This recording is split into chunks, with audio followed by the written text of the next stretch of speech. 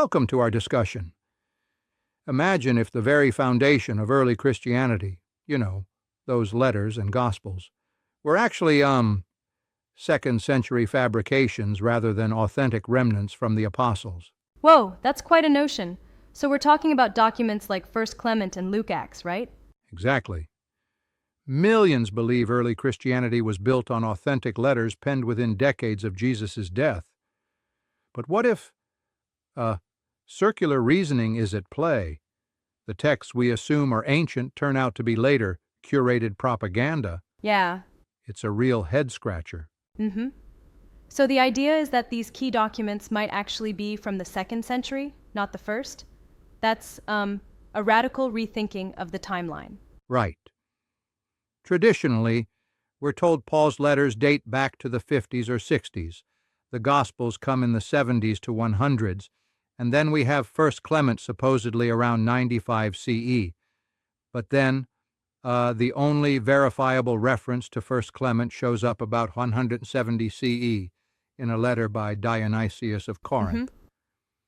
That reference is like a distant echo, not a robust contemporary witness. So the earliest external evidence we have is, based on one bishop's memory, and then the full text only appears much later with Eusebius? Exactly.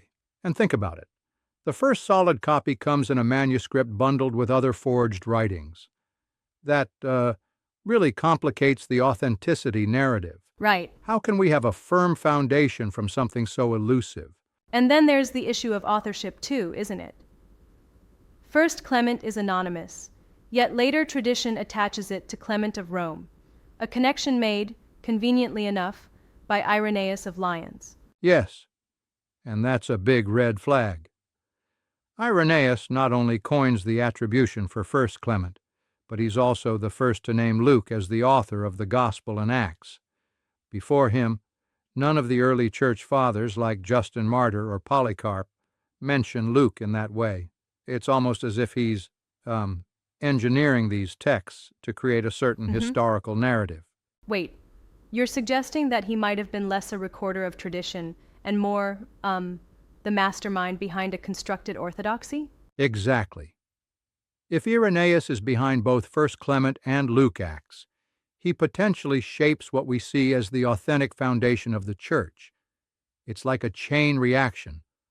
Obviously, if you retroactively assign apostolic authority to these texts, then all our assumptions about early Christianity start to crumble. That really shakes things up. But isn't it possible, though, that the lack of evidence before the 2nd century could simply be due to the loss of records over time, rather than a deliberate invention? That's a fair point. But consider this. The text itself is steeped in appeals to apostolic authority, and the chronological framework depends on these interlocking assumptions.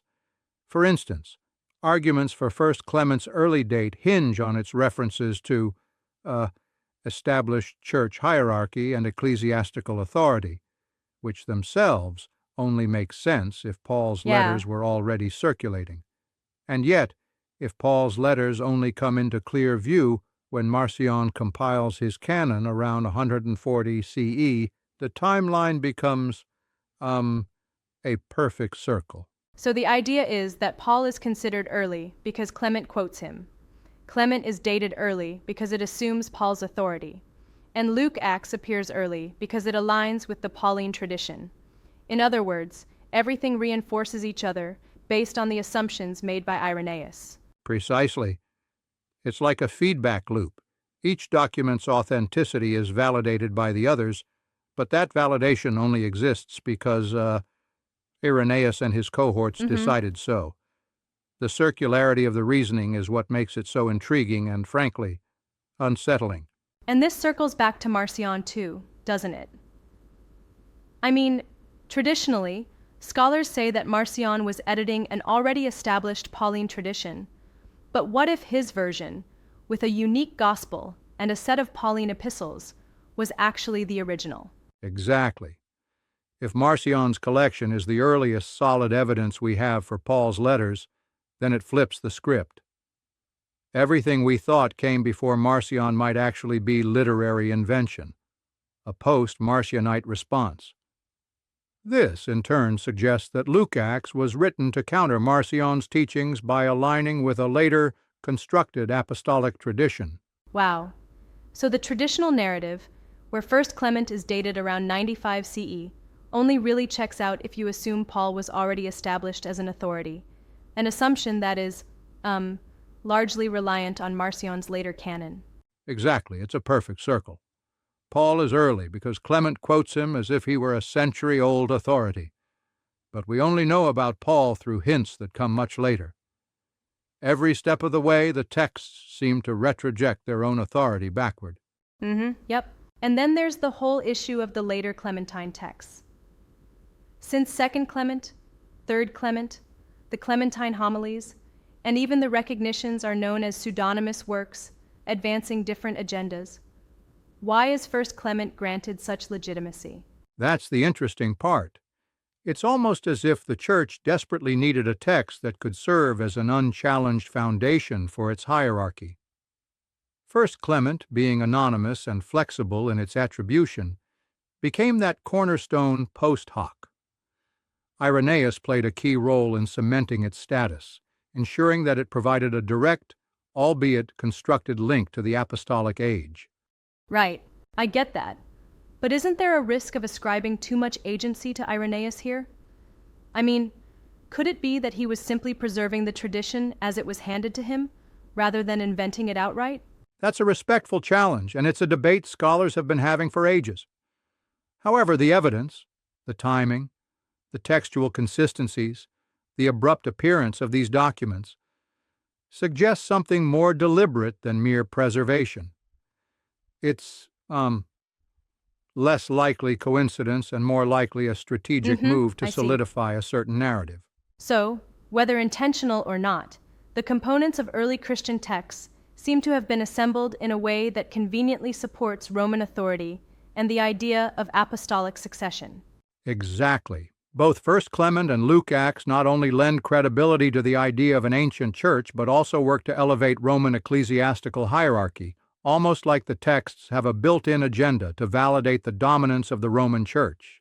And that agenda, as you point out, is set right in the middle by Irenaeus, a bishop who not only connects these pieces, but also, in a sense, manufactures orthodoxy.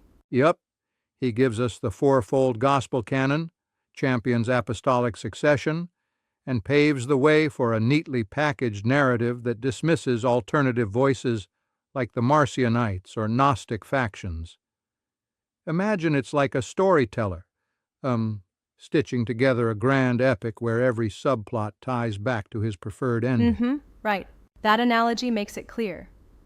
It's like he's constructing a historical novel, where the religious truth is molded to fit a political blueprint. Exactly. And that construction forces us to question if the early church's most sacred texts are not purely historical records, but rather products of strategic invention, then what we call ancient truth might be far more modern than we thought. Yeah, that's quite the paradigm shift. And it challenges the very legitimacy of the apostolic claims that undergird so much of church tradition. It's like realizing that the foundation of a building might not be as rock solid as you assumed. Exactly. Every piece, the dating of Paul's letters, the role of Marcion, the emergence of First Clement and Luke-Acts, they're all interlinked in a way that suggests the gospel narrative is self-justifying. You start with one assumption, and then everything else falls into place to support it, regardless of external verification. And that is unsettling because it means the entire narrative could be a carefully assembled myth, reinforced over the centuries by those in power. Yes, it ultimately raises the uncomfortable possibility. What if Irenaeus didn't just defend an existing orthodoxy, but rather created it? If these texts were crafted to serve a political and theological agenda, then early Christianity, as we know it, might have been rather more of a constructed tradition than a direct continuation of apostolic history. Right. That really is a radical, yet fascinating perspective. It forces us to consider that historical evidence can sometimes be less about objective truth and more about shaping narratives for power. Absolutely. and it's important to note that modern scholars often dismiss such theories as conspiratorial. But those dismissals are largely dependent on the very dating assumptions that come from this circular reasoning. If you dismantle the assumptions, the whole edifice becomes questionable. Exactly. So, what are we left with? It seems we're staring at a narrative where texts, authority, and political power reinforce each other. A loop that gives the early church its supposed ancient legitimacy. Precisely. And whether or not you believe every twist of this theory, it certainly alerts us to the importance of questioning how history is constructed. Historical texts may be far less like spotless documents and more like, pieces in a power puzzle, each chosen to support a particular narrative. And that, in turn, invites us to re-examine everything, from the dating of Paul's letters to the canonical status of texts like First Clement. It's a call to look not just at what is written, but at why it was written and by whom. Right. It's a sobering thought. The idea that our understanding of the early church could be basically an elaborate power move constructed by one influential figure forces us to rethink the very notion of sacred history. Indeed. It's like uncovering the script behind the curtain, realizing that much of what we accept was carefully curated. And that really challenges the bedrock of traditional Christian thought. I mean, if these texts were produced as political instruments rather than pure historical records, then the entire legitimacy of the apostolic lineage becomes dubious. Exactly. And it's a sort of wake-up call to be critically engaged with our historical narratives. Whether you accept this theory or not, it reminds us that historical documentation isn't immune to bias and political design. Yup, absolutely. It's a powerful reminder that every piece of history has context. A context that sometimes involves a lot more strategy than we'd like to think. Right. And it pushes us as modern readers to always probe deeper. Who benefits from a particular historical narrative, and at what cost does that narrative come? It's not about tearing down faith, but about understanding the intricate interplay between power and tradition. Right. So, whether we see early Christianity as a beautifully preserved relic of apostolic memory or as a dynamic, politically charged construction, the conversation itself is, invaluable. Exactly. It encourages us to ask the hard questions, to acknowledge that our past might be a mosaic, parts genuine, parts constructed, and that ultimately history is as much about narrative as it is about facts. Yeah, absolutely. And that, my friend, leaves us with plenty to think about.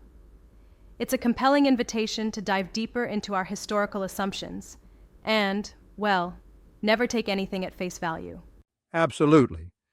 Thanks for this engaging discussion.